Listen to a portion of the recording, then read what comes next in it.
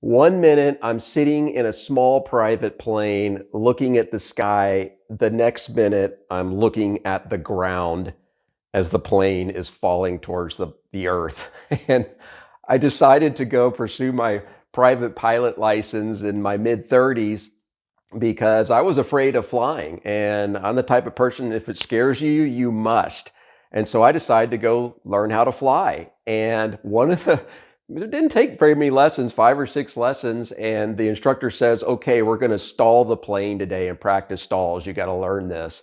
For a guy who's afraid of flying, it's pretty hard to get in a little tiny plane that moves if you sneeze, right?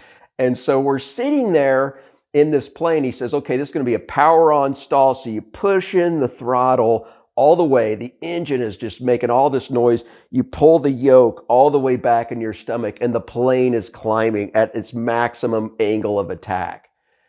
And it's pretty intense because you're just there looking at the sky.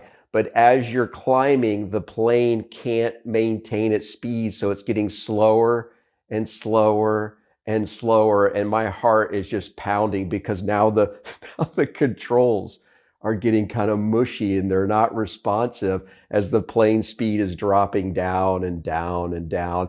And it's right there. And you've got this alarm that's going off in the plane telling you that the plane is about to stall. This little Cessna, I'm up in the air. And I'm just like wanting to let go. And the flight instructor turns over and he says, stall it. And I just pull it back a little bit further. And then the plane just falls. And you're sitting here looking at the sky 1 second. And then, oh my gosh. And the plane does this number. And I didn't exactly know how to recover from it. And he's just sitting here watching me. And I finally recover from it. And the plane stables out like this. And it was terrifying. It was incredible. But I say there's always two types of fears.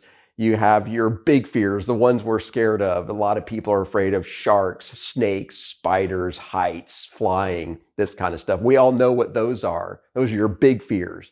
But then you have the little fears. And I think in reality, the little fears are the worst because the big fears is just when are you going to decide to deal with it, right?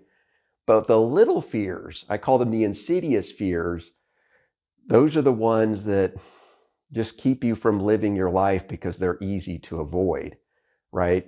Fear of asking for the sale, fear of asking that person out on a date that you really like, fear of speaking.